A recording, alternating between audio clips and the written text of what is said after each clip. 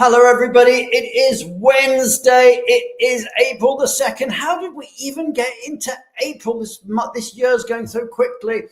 And people are coming in from all over the world. I saw old friend Imelda there and Ferzine too from the Bay Area. People coming in from all over the world. And I'm not surprised because we've got, well, it's a big day for updates because let's face it, there's a lot going on in the geopolitical sphere at the moment, and we're going to be talking about that.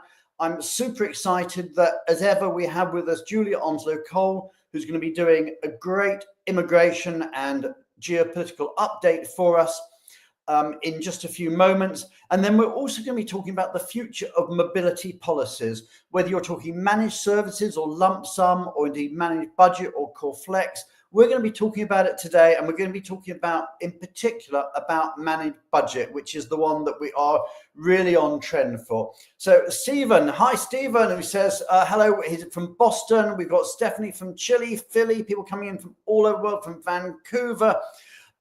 So as I said, we're going to be talking about the future of mobility policies in a moment, but you know how it works, everybody. Please join in the conversation, write in the comments box, as some of you have been doing. Tell us who you are, where you are, all your views. We're going to have an amazing conversation today. I just know it.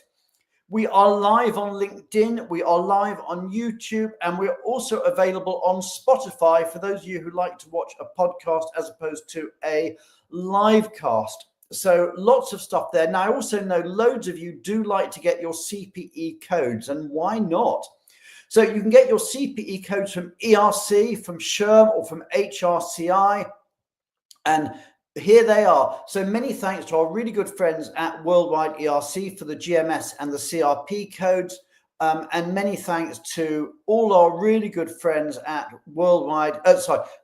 at Rocket Mortgage for the codes for HRCI and SHRM. So they're all there. So those codes, I'll leave them up there. And namaste from Bindu. We've got Evelyn from Silicon Valley, people coming in from all over the world. So next week, and I know you're in the audience, Ferzine, I'm so excited. We got Ferzine Chapgar coming in, and she's going to be talking about managing a highly mobile workforce. And when I say highly mobile, I truly mean really, really, really mobile workforce. So Ferzine is going to be talking about that. It's going to be an amazing show. So do make sure you tune in next week to meet Ferzine and hear all about her experiences of managing a highly mobile workforce. So let's move on now. We're now going to move on to talk about our breaking news. What's been going on in the wonderful world of global mobility in the last 7 days? Well, I'll tell you what, let's have a look. Here we go. Let's run that news video.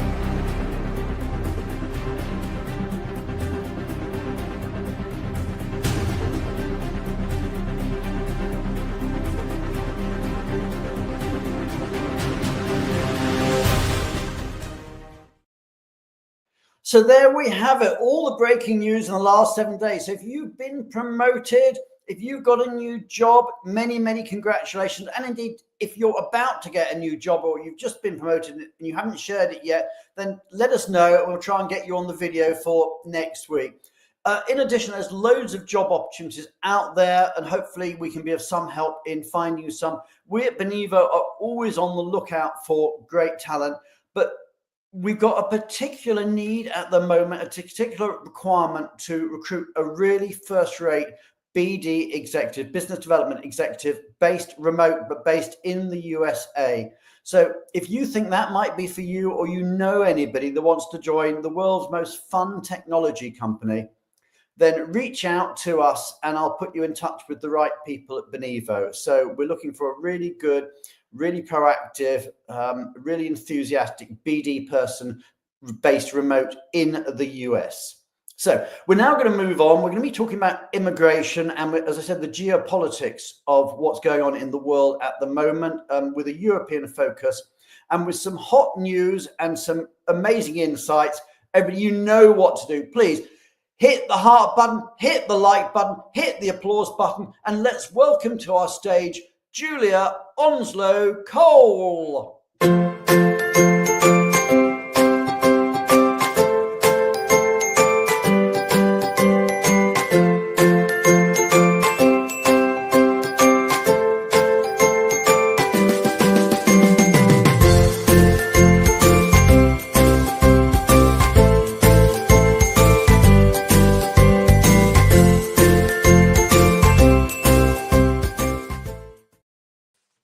Julia, hi.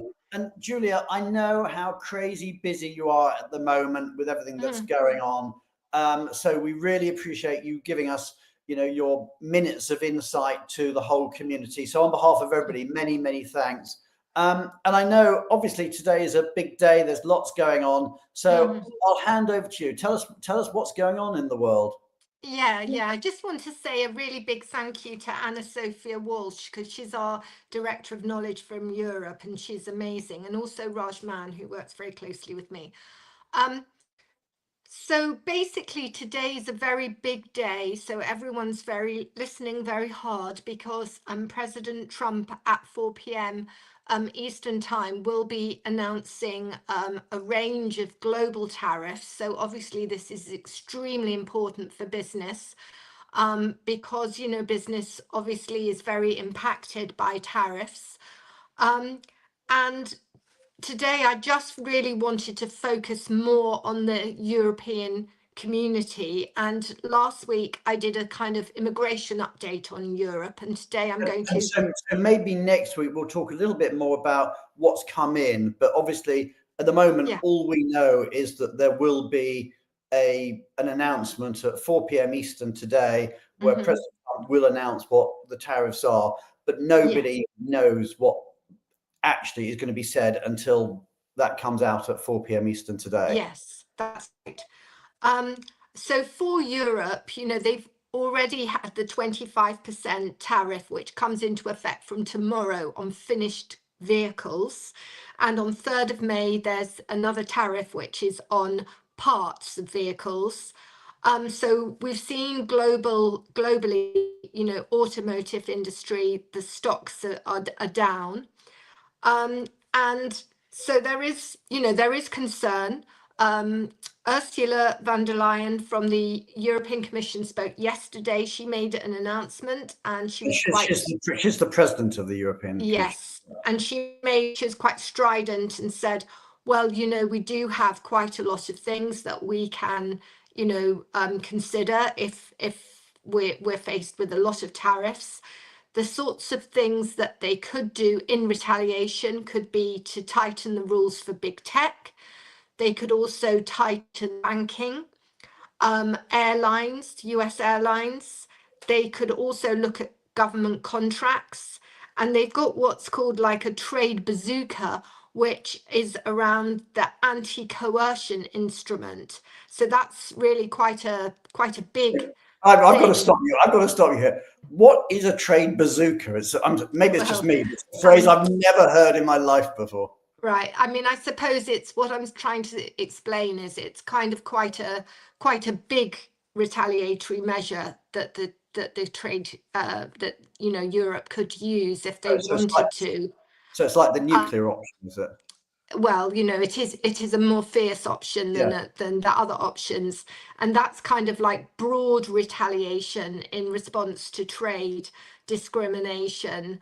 And it could include things like suspending some intellectual property rights, excluding companies from public procurement. So, I mean, what I'm trying to say in summary is that, everybody will be listening very closely. They will be listening to what, the announcement from the president, and then they will be considering, what measures they want to take. I doubt anyone's going to move quickly.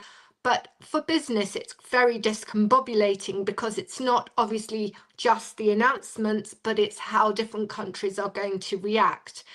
And I think the important thing to remember is that companies are impacted even if their own country has a good agreement with the US, they're still impacted by all of these announcements because those countries that are still impacted very badly are likely to flood other countries with their goods.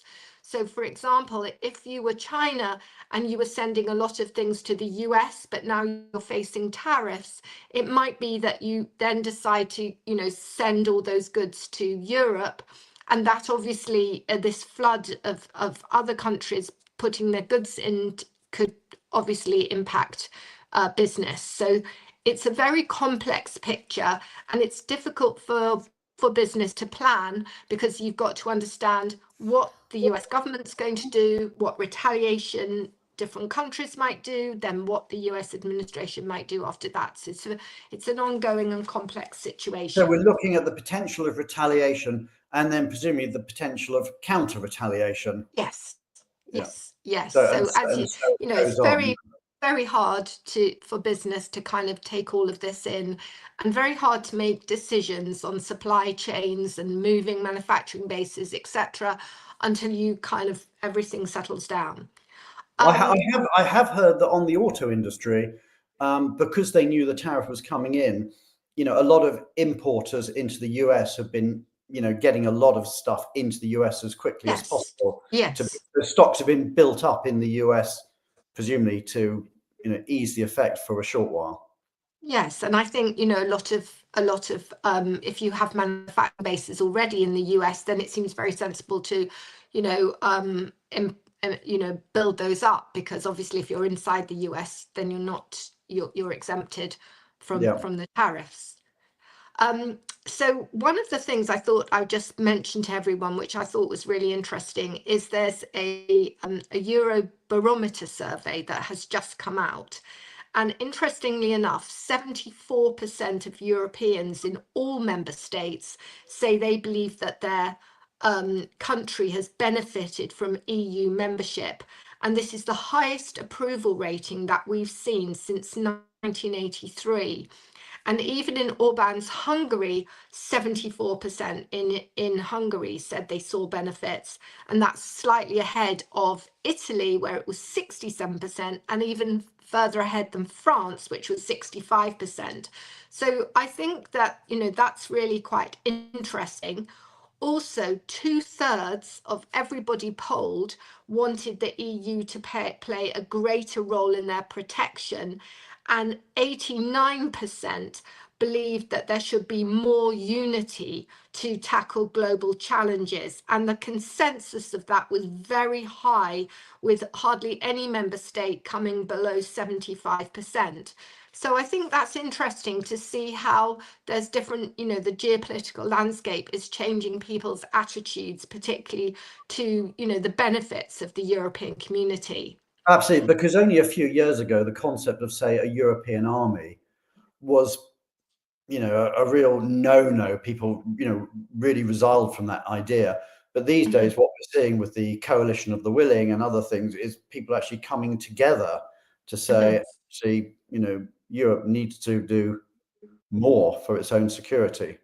which Yes. actually ties in with what the US administration actually wants, because they've been saying that. Exactly. Yes. And to be fair to the US administration, that I really feel that that's not an unreasonable request, you know, Absolutely. that Europe should be thinking about its own security. So, you know, the other thing is that there is a significant shift just on defense, and that is, you know, that was polled separately, but, you know, really just what you've exactly said, Brian, you've just foretold what I was going to say, stolen my next line. But that, you know, there should be, you know, really a convergence of European interests.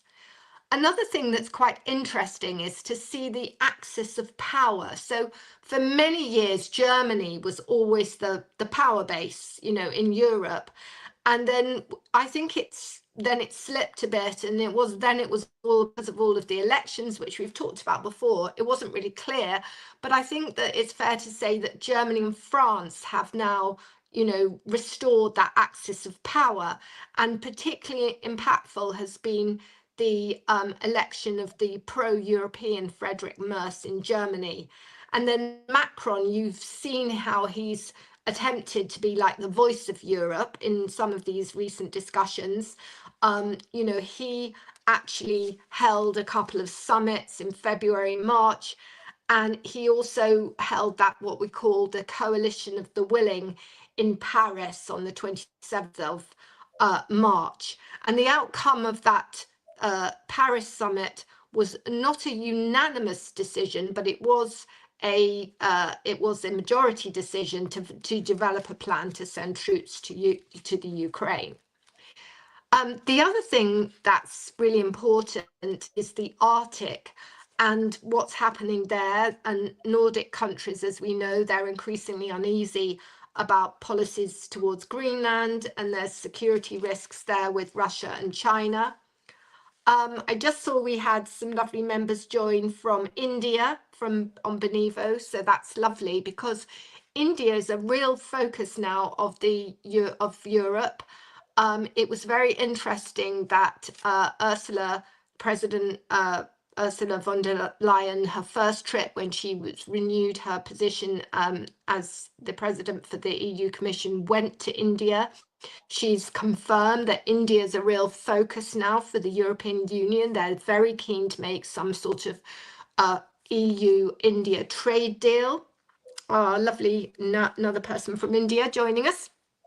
But, you know, I think that this comes on the back of other trade deals that we've seen. So we've seen a trade deal in the Mercosur, Latin America, we've seen Mexico. So what it's, you know, that it is a very challenging world, and it is very easy to get quite very concerned about everything, but there are opportunities out of all of this. And I think it's great how you know, countries have been sort of pushed together and done things at enormous speed that might have taken, you know, a very long time in the past. So one of the other things is you're seeing a very quick adaptation of the automotive industry to move kind of more into defense. You've seen a huge amount of money that the German government have approved to spend on defense, and tech defense is particularly tech skills like drone capability, cyber, all of those things that are really in hot demand in Germany. And you know, the automotive industry has to have lots of credit. You know, they're kind of like shifting and seeing what skills do they have, you know, how they can use their skills in different ways, and that's very impressive. So there's a EU-UK summit in May, and you know, one of the things is that we've talked about this before, but the youth mobility scheme is likely to get through on that. And I know that the government's really keen to have this better relationships with the EU. There's going to be a NATO summit coming up in June. One more thing a couple more things I wanted to say. And one is that for everybody who's watching who have Ukrainians, working Ukrainian employees, it's been really good to see how different countries in Europe have really upped their status, so that temporary protected status for Ukrainian citizens in many countries have now been upgraded. So, for example, in the Czech Republic, you can now change your status and get a 5-year residence with work rights. In Italy, you can actually convert your temporary protection status to local employment, which is a really positive thing. And in Poland, there's a local version of this Ukrainian temporary protection status called Special Bill, and under it you can even get a blue card. So that's really important and helps people feel more settled. There is a really strong sort of global mobility trend at the current time to make sure that people do feel settled, because it is quite a discombobulating world we're living in. And a lot of governments are very much looking at permanent pathways. Saudi Arabia has a pathway to permanent residence, which it never had before. Governments are responding by immigration policy to the global mobility trends. I don't know if you know, but last Thursday, I spoke at a conference in Melbourne, and they were talking about all the different things Australia was doing. And after the pandemic, more than 600,000 people left Australia at the end of the pandemic, and they had temporary status. And the fact that Australia has such good pathways to permanent residence is a really good thing, and is another way to attract people, because I think people now, if they are going to move, they do want to feel sort of more settled. And then the only thing, a couple of other points. Obviously, companies are looking at opportunities. They're looking at, for example, Iraq is opening up at the moment.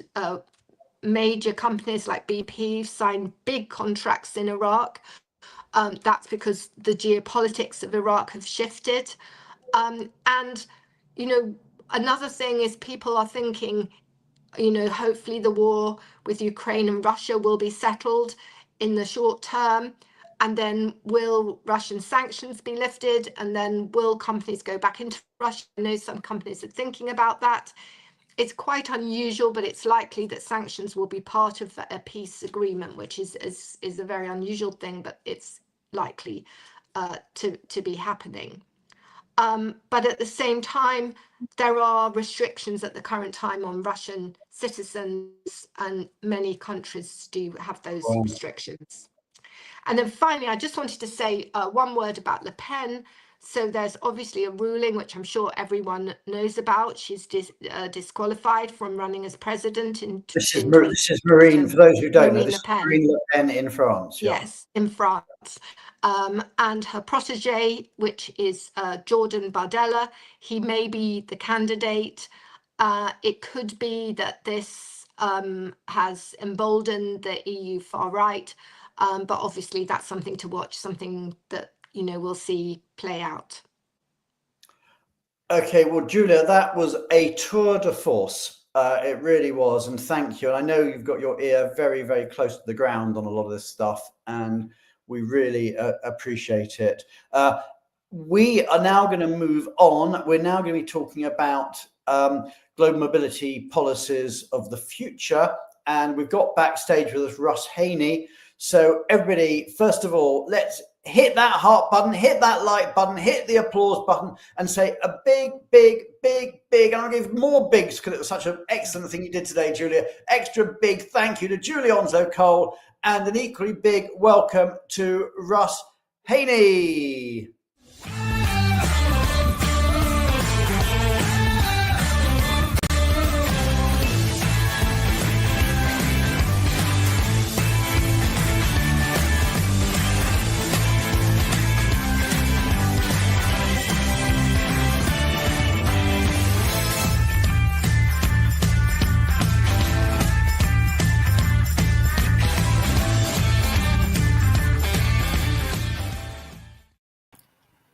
Hey, Russ, how you doing? Hey, Brian, I'm great. It's great to be with you. Okay, so we're now going to take things down a bit. We're going to go from, you know, geopolitics, everything that's going on in the world, which is way above my pay grade, down to mobility and actually what's happening specifically in our industry. And we've got some fascinating stuff to talk about. But first of all, Russ, for people that don't know you, just a quick introduction. Tell us a bit about yourself. Sure. Thanks, Brian. And hello to everyone in the audience. So nice to be here today. I'm client advisor at Benivo. I'm joining the show today from my office in Atlanta, Georgia. I've been in the mobility industry for many years, in fact, coming up on about 34 years. Wow. And yeah, most of that time I've been working with companies to develop and optimize global mobility policies, and all the way up into my current role here at Benivo, where I partner with our clients on strategic policy projects. So great to be here, and so excited to talk about the future of policy. Okay, so let's just talk about it. I mean, once upon a time, people just had a policy. These days, I suppose we call it managed services, but it was just a policy where you just gave people stuff. And whether that stuff was immigration advice or tax advice or housing or transportation or, 20-foot container or whatever it was, you just gave people stuff. Sure. So what's wrong with that? What's wrong with, if you like, the old-fashioned way of, not necessarily old-fashioned because people still do it and it works for certain companies, but the traditional way? What's wrong with the traditional way of doing stuff? Why has the market moved from there? Well, it's been a huge shift that I've seen, and companies moving away from, as you said, a more traditional managed service model, or even revisiting lump sum models. A lot of the shortcomings have to do with the really kind of an overprescribed. Let me cut in before we get into the shortcomings. Yeah. Let's just define terms. So, yeah. those who don't know, what is managed services and what is lump sum? And then we'll come on to managed budget later. But let's just take those two first. Yeah, of course. Well, let's start with managed services. Managed services, as you said, has been the more traditional model in our industry, and it's really a defined set of provisions within a policy that can be services through vendors, or it can be out-of-pocket reimbursements that are allowed in the policy. But the essence of it is that it's really use it or lose it. You have no opportunity to shift between services. So if you don't use one thing, it's not like you can get more of another. And for companies, it's really you have to cover services and benefits at their full cost. You can certainly constrain those costs by defining all of those services and benefits, but at the end of the day, you don't have a lot of predictability in terms of what will be spent. So that's the managed services approach. And then you that's one end of the spectrum. And then absolutely, that's the more kind of prescriptive traditional end. Yeah. And then with lump sums have been used by companies as a very administratively easy to administer approach. You're basically issuing, as the name would imply, a check to the employee, an amount that they're free to spend without any oversight or definition. Ultimately, most lump sum policies will, of course, guide the employee toward types of expenses they should target using that money for. But at the end of the day, there's no real oversight or constraint on the employee. They can use these funds for whatever they want. So with a pure lump sum, it's just saying, okay, Russ, we're moving you to Tokyo. Here's $10,000. Sort yourself out. That's right. There's a lot of, I think employees, I think, appreciate the flexibility and not being constrained by a defined policy. But at the same time, if they're not relocation savvy, if they're not frequent movers, they may be really perplexed by how to allocate those funds, and really, at the end of the day, perhaps burdened by that need to really manage those funds individually. So. Yeah. So what are the pros and cons of each, of managed services and lump sum? Because I know you said people are moving away from managed services, and certainly when I mention lump sum to people, a lot of people say, "Oh gosh, no, it's don't like that one." So tell us the pros and cons of each. Yeah, well, let's start with managed services. I would say the pros of a managed services approach is that for the company, there's a lot of control in terms of how funds are used. The policies are very prescriptive, very limiting in terms of which services are available and what are the caps and limits of those services. So that control and oversight is definitely a pro for the company. For the employee, ultimately, they're not constrained to an overall budget. So if their move happens to be expensive based on the circumstances of their move, they're moving, if they own a large home and they're moving lots of goods, if they have a large family, their expenses may be much higher than their peer who's renting and not moving with a family. But the company doesn't really have a lot of control over that ultimate cost because of those circumstantial aspects. So one of the big cons is the lack of predictability of cost for the company. And so then at the other end of the spectrum, company point of view, we're providing you, say, 10 days service accommodation, but 10 days service accommodation 1 week might cost a certain amount, and a month later might cost a completely different amount. That's right. And, I think the other thing that bears mentioning is that I think managed services policies, they drive a approach in terms of employee spending. The employee has no real stake in having any funds left over. So they're more apt to kind of want to max out what's in that policy, right? So there's no real motivation for savings on their part. And I think that's a key thing to note as well. So pros and cons of lump sum. The pros obviously are, on the surface, it seems like the easiest thing that you could possibly do. And in many regards it is. For a mobility manager to be able to just issue one check and expect the employee to kind of self-manage through the entire move process. It's very administratively streamlined and easy. So that's definitely a pro of the approach. And for the employee, the pro is, it's ultimate flexibility. If their priority is to spend that money on something, they may actually use it to pay down debt. They don't even have to use it on relocation expenses. So they have the ultimate flexibility to be able to use the funds in that way. For the company, it's the predictability of cost. Obviously, you're this person moving under this policy and you get this amount. So it's the ultimate kind of predictability of cost for the company. So that's definitely a pro. But the cons, as I alluded to earlier, are that large burden that's placed on employees to self-manage their way through a very complex relocation. And that can really lead to people hitting the ground at the destination with inadequate funds, asking for exceptions, asking for more. And that certainly does happen in cases. And things can go wrong. They can get scammed. They can make bad choices. You've got duty of care from the employer. So both managed services and lump sum have got issues. Definitely, yeah. And they're on, if you like, both at two ends of a spectrum. So somewhere in the middle, we have managed budget. And as we talk about that, obviously, Core Flex comes to mind too. So tell us a bit about managed budget. Yeah, managed budget is an approach to policy administration that has emerged recently. It's really a structured yet flexible alternative to those traditional models. It offers the employer the opportunity to control cost, but it also gives employees the choices that they need to really suit their individual circumstances. By definition, it allows the business to cap the total spend on the relocation case, while also providing employees with a budget they can allocate across approved relocation services.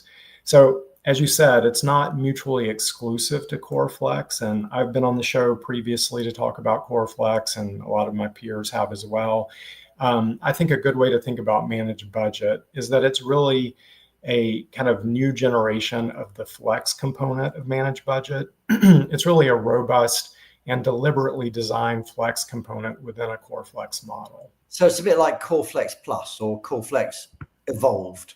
Yeah, it's kind of Flex 2.0. I think what we're seeing in the managed budget trend is. What would you say are the major differences between managed budget and, if you like, more traditional Core Flex, or if you like, Core Flex version? Yeah, I think what I would say, and really at some point it really is semantics. I mean, companies come to me in engagements and they might call their policy one or the other, and I might split hairs a bit on which one it actually is. But at the end of the day, I would say that a managed budget approach really reflects a lot of deliberate thinking and designing around which provisions are in the mix of the flex, which services are supported directly through a vendor network and therefore not asking the employee to kind of pay out of pocket, and which kinds of expenses are reimbursable, so the employee can use at least a portion of the budget to go out and incur costs directly and have those reimbursed. And I think the other distinguishing factor would be cash out. Managed budget policies very much focus on an opportunity, excuse me, for the employee to be able to access some amount of funds as cash.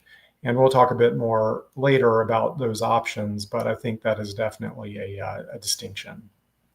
Okay, and I see Richard Majewski, who apologizes for for being late, has said, not my area, lump sums on the increase. What is lump sum plus, please? I just to say, Richard, actually, I'm not sure we're saying lump sum is on the increase. I think we're saying managed budget is on the increase, and lump sum is basically just giving a lump of money and saying, you're on your own, pay whatever you want. But Russ, I mean, I know Richard actually mentioned lump sum plus. I'm not sure what that is. Well, if I am interpreting Richard's question correctly, I think what I would say is a lump sum plus approach is kind of a hybrid lump sum that's supplemented with some additional support and services outside of the lump sum payment. That variation it's not really new to mobility. It's something that has been really integrated into that range of options that companies have for structuring their benefits. But, sometimes I think it's a good indicator if a company is having to really shore up that lump sum payment with additional services or hand holding or other things, that they probably are on the path to moving toward a managed budget approach because they're trying to kind of overcome some of those shortcomings of a pure lump sum. Okay, so we've got a few questions coming in here. I'm going to take some of these. Ferzine, who in fact is our guest next week, has asked, have you observed any regional or demographic trends in the preference for managed services versus lump sum? Or indeed, I mean, let's go one stage further, managed budget as well. Let me just take Ferzine's question. I'll go a little bit further. And because, in fact, I'll tap it in with Naima's asked a question as well. So she asked, let's just put that one up here. She asked, does a company's size influence the choice of the most suitable relocation model? So if we take those all together, what works best? What sort of company or what sort of program or what sort of level of person in the organization do you think works best with managed services versus lump sum versus managed budget? What's the sweet spot for each? Yeah, it's really evolving quite quickly. I think it's interesting. I think if you had asked me a few years ago, I would have responded a bit differently. I think in the recent past, you would have expected to see lump sums or managed budget approaches, core flex approaches, more likely applied at lower levels where there's a reasonable assumption that there's less moving parts in the relocation case, profiles that are less likely to have large families, extensive household goods. You might also have seen those approaches a little bit more predominant with domestic or intra-regional moves versus international moves, just because of the less, complex moving parts, again, involved between domestic and international. But we've done recent surveying, asking companies kind of how they're applying these approaches, and flexible approaches are actually now applicable as much to senior level, executive level moves as they are entry level moves. And actually international applications of flexible policies are outpacing domestic. So it's really we're really beginning to see evidence that companies have perhaps started using lump sum or managed budget in their lower level policies, and they're gaining confidence with those policy approaches and now are extending them out to more complex move types. So I was going to say, I mean, when we're talking about managed budget, then the downside of managed budget is you've got more complexity, which means you've got more administration. But the reason it hasn't been popular in the past is because of that. But these days, of course, we have technology, and we are sitting here at Benivo, the world's, I just like to say, the world's most fun technology company, if nothing else, and hopefully the world's best technology company when it comes to mobility. But tell us a bit about the technology that can be used and how that can actually make a transition from managed services to managed budget easy and enhance experience and enhance management of the program. So tell us a bit about that, the role that technology plays. Yeah, you're absolutely right. It's a bridge of sorts that helps companies kind of traverse that gap between, taking on more administrative complexity that's inherent with these models inevitably, right? Because you do have to accommodate that give and take between benefits. Any employee moving through a managed budget is going to make unique choices that kind of can put strain on a program and on program administrators to really bend and accommodate those differences. So technology is wonderful in the sense that it can automate a lot of that give and take, with a lot of investment up front into the decisions that are made about which services are available, which reimbursements are allowable, what amount of cash is accessible. With those key decisions in place, technology like we have can really support a managed budget approach by combining advanced relocation technology with seamless service administration. And so what we're basically saying is that companies retain a cost-controlled yet highly flexible solution. And a digital platform like Benivo's enables employees to make those informed benefit selections through a very user-friendly experience. And it doesn't even have to be fully self-service, right? It can also be paired with a dedicated Benivo relocation consultant so that there's hand-holding through the process. And as I mentioned earlier, now that we're seeing these flexible approaches begin to appear with more complex move scenarios, that can be really key. And a key bridge between a more managed services approach and a managed budget approach. So technology definitely is playing a huge role, and I think it's really contributing to the confidence program administrators have to adopt these policies. And that's what we're seeing, that evidence in the numbers for sure. And one of the nice things about a managed budget program compared to managed services or lump sum is that you can add in at no extra cost alternative benefits that maybe wouldn't be there. So I don't know, it might be a taxi service or Ubers or something, but also you can then add in providers that maybe people are familiar with in their everyday life, like say, I don't know, Airbnb or someone, and add that in as options, but actually still be able to control it and indeed negotiate bulk discounts. So that these sort of things come. So tell us a bit about that. Yeah, absolutely. Benivo can certainly support that whole array of traditional benefits that you would expect to see in a mobility policy, but we've also expanded the array of choices to include more lifestyle benefits and services that you may not see in a traditional mobility policy or know to be part of a traditional mobility supply chain. So those things you mentioned, Brian, it might be Uber rides, it might be an Airbnb opportunity. It could be the ability to incur handyman expenses or purchasing furniture or, cleaning assistance or, the flexibility to have coverage for a meal the first night that you arrive in the destination. Things that a traditional policy might not even try to address. We're able to do that through the technology and really present those options in a way that are familiar to and resonate with employees who kind of expect that level of choice. Everybody's a savvy online shopper today, so if an employee feels too constrained in their choices or range of choices, it's really going to impact their experience negatively. So it's great to be able to offer those things. Okay, and we've got some comments coming in. I just want to take a comment in from Manisha, and that's this. Absolutely agree that automation will change the landscape. There is potential for reaping the cost optimization benefits of a managed services approach while keeping the admin low with automation, perhaps even freeing up time for mobility consultants to support in a more meaningful and less administrative way. Is that because, again, one of the things we hear time and time again is that people are, and I'm talking about people in mobility roles, are too busy being busy to actually get involved with the more strategic stuff. And that if this is freeing up time, maybe it's making life easier for the in-house mobility consultant to actually take things one stage further to give more meaningful support.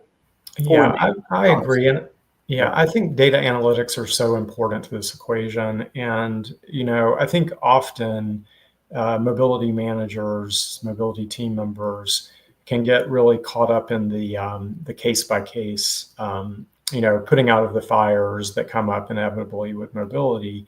But what's wonderful about having an integrated technology solution where your benefits are flowing through technology is that you really have an aggregated view and a real-time view of the trends that are happening throughout your entire population. And so it really makes for a more informed decision-making on the mobility team about what is actually happening in aggregate and not just on a case-by-case. And I think that's really critical.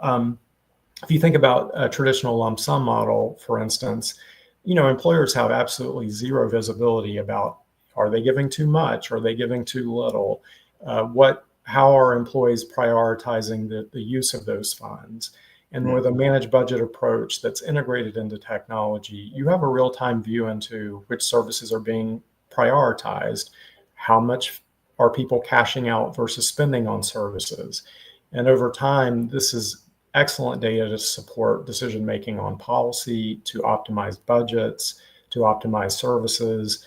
So it's really a cyclical kind of benefit that you put in place when you integrate technology for these policy types.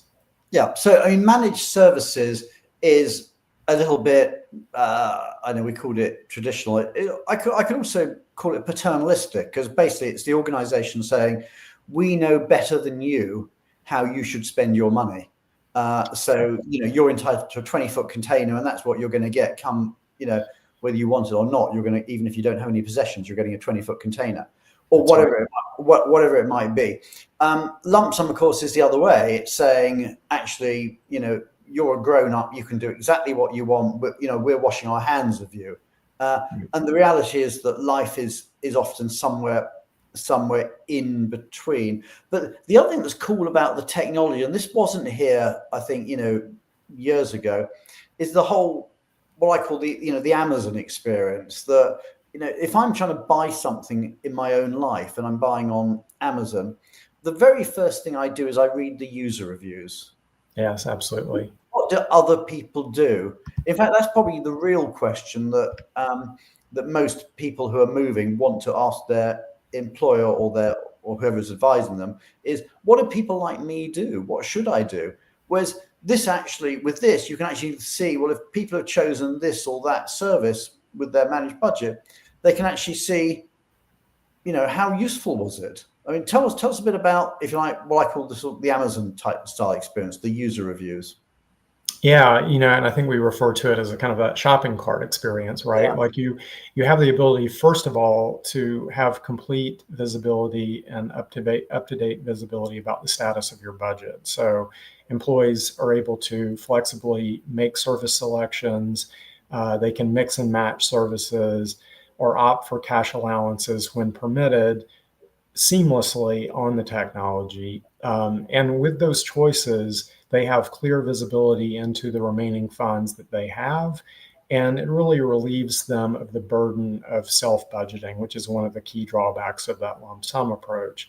But as you said, Brian, I'm really a huge fan too of the opportunity for employees to access service ratings and reviews. They can see how their peers, and even peers who are going into the same market, have used their budgets and how they've rated those service experiences, so that employees feel really well supported in making good, informed decisions about the services that they purchase based on that peer feedback. So those are the types of things technology are doing today that weren't even thought of several years ago, and now we have that opportunity. And I think it's just an excellent complement to these flexible policy approaches. Absolutely. And Rob made the point. He put user reviews and comments when you know they're genuine are essential. And I think that is so important. Let's just pull that one up there. That's so important. And of course, with this way, then we know obviously that we just know that these are genuine because these are coming from people in the same company. Yeah.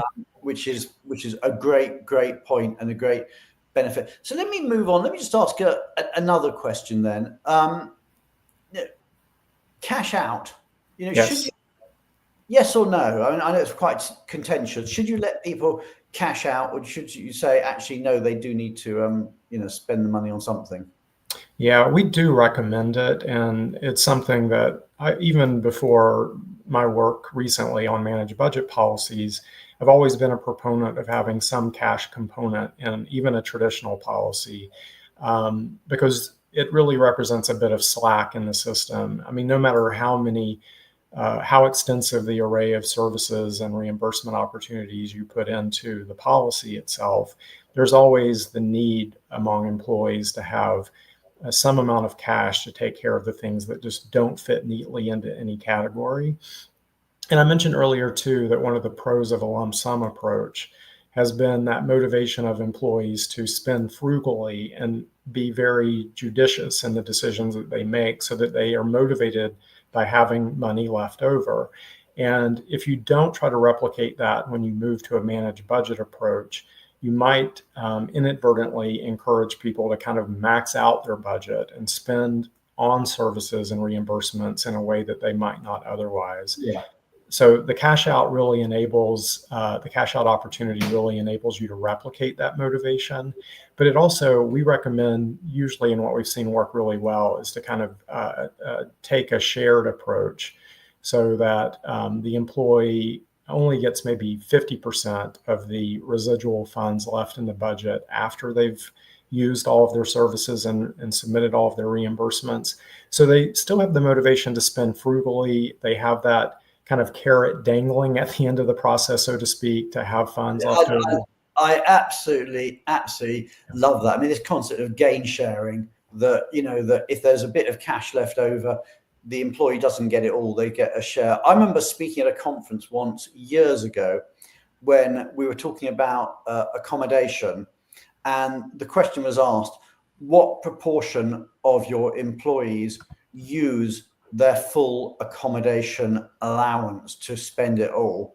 And every person in the room said they all get at least 100% of the allowance, because what happens is they're told that this is what your allowance is.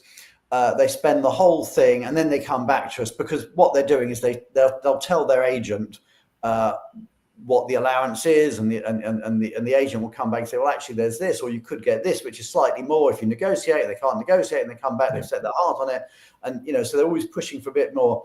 And one woman in the audience from a well-known company, and I won't say who it was, said, well, actually we don't get that at all, because they said, what we say is this is your allowance, and to the extent you don't spend it all, you get to keep 50%. Yes. And all of a sudden, all those people who wanted to be in the most expensive ritzy neighborhood actually said, we don't mind being a couple of stops further out on the metro system. And it's a classic of, are you spending your own money, or are you spending your company's money? And the decision, the way you think about things can be different. Well, I mean, the other part of that equation is that nobody who gets too much money is ever going to tell you that, right? So a cash out for the employer gives visibility into the adequacy of budgets. Like, how many people are cashing out? On average, how much are they cashing out? You start looking at that data, after a year of accumulating experience using the program, and you're able to say, well, maybe we can, conservatively take 5% off budgets and not have any negative impact. Or if nobody's cashing out, it begs the question of, are our budgets too low because everybody's having to use everything on services and expenses? So it's a good way to kind of gauge the appropriateness of budgets over time as well. Okay. That's a huge point, isn't it? That, once you go down the managed budget route and things are going through the platform, you've got data. And That's we right. all know how important data is, because data leads to conversations. That once you've got data, you can actually work out what you're going to do, how you're going to change things. And by having that data, and you don't have that data if you go the lump sum route. And you That's don't have absolutely right. I mean, given the importance of data analytics in mobility decision making today, it's that real-time data on spending patterns that we can provide companies that helps them optimize over time. I mean, for me as a consultant in the industry, it's a dream to have access to that kind of data. That lead with data in my conversations about the changes that should be made. Otherwise, you're kind of designing policy based on the last kind of anecdote, the last bad case that came through. And I've never found that to be optimal. I really trust more in kind of aggregated data that's, grounded in, many dozens of cases versus just one or two. So, yeah. So we've got about 4 minutes left. I want to go into some of the practicalities here. If you're advising a company and they've got managed services at the moment and they like the idea of moving to managed budget, what's the process? How should they go about doing it? How do they handle that transition? Yeah, it's a great question. I would say if you're coming at it from a managed services approach, you're lucky in some regards because you should already have a good amount of data to support some solid decision making as you design a managed budget. You're going to know which provisions of your policy have been prioritized over time. What are the low usage versus high usage provisions? What are the amounts spent on average for those provisions across various populations? That's exactly the kind of historical data that really would come to bear in setting budgets and setting the kind of menu of available services and benefits by employee type or move type. So a fairly easy transition in that regard. At the other end of the spectrum, if you're coming to a managed services approach with a lump sum policy in place, you're likely lacking a lot of that data. And so what I would do as a consultant is guide the company through decision making that's based more on benchmarking and based on our experience working with companies that already have these programs in place. We can benchmark budgets, we can benchmark benefits and services, and really tailor a solution for a client that's very much out of the gate ready for their populations. So you're not hindered coming at it with minimal data. We can certainly shore up that lack of data from our own research and benchmarking. But the first place to start is consideration of budget, scope of budget. That's going to help define the scope of benefits and services that you offer. I would also say that a critical first step is to socialize this conceptually with your key stakeholders. This isn't kind of a ta-da moment where at the end of the process you want to just say, hey, business, here's your new managed budget policy. This is what we're going to do now. I think you really want to start educating your stakeholders early in the process, gaining that buy-in, so that when this is put into place, there's no surprises. There's an understanding, a mutual understanding of the benefits and the rationale for adopting the approach. So bringing your stakeholders along in the process, I think, is really key. Okay. And just a quick, literally, we've got 2 minutes left. So you've got about 60 seconds on this. We've talked about it from the employer's perspective. Let's just quickly look at the employee's perspective. What's the benefit to them of having this approach, this, if you like, halfway house approach of managed budget rather than managed services or lump sum? From an employee perspective, they have all the flexibility that they would enjoy in a lump sum approach, but they don't have the burden of going out into a market, trying to shop for services with vendors that they may not be familiar with or have any confidence in.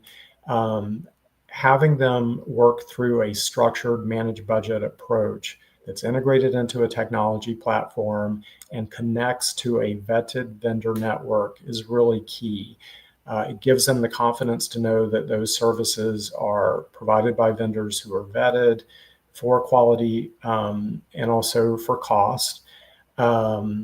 It's not constraining them either in terms of having an opportunity to receive cash. They still have that motivation to receive, in many cases, a cash out of residual funds. So if their priority is to, cover expenses outside of the traditional range of relocation, and that's their need, they can certainly still do that.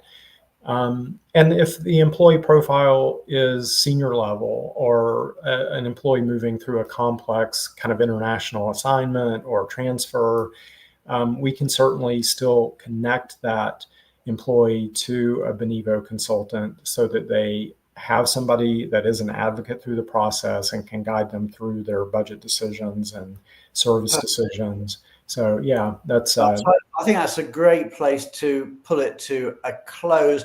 We are sadly out of time. We are back next week with the wonderful Ferzi and Chapgar, who's going to be talking about managing a highly mobile workforce. Let me bring back onto our stage our awesome producer, Tally Gorin. Julia had to drop, but to everybody, thank you so much for taking part in the discussion today. We hope you found it useful. We certainly found it fun.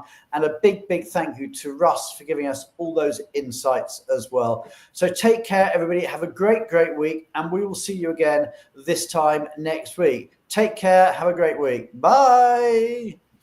Bye. Bye.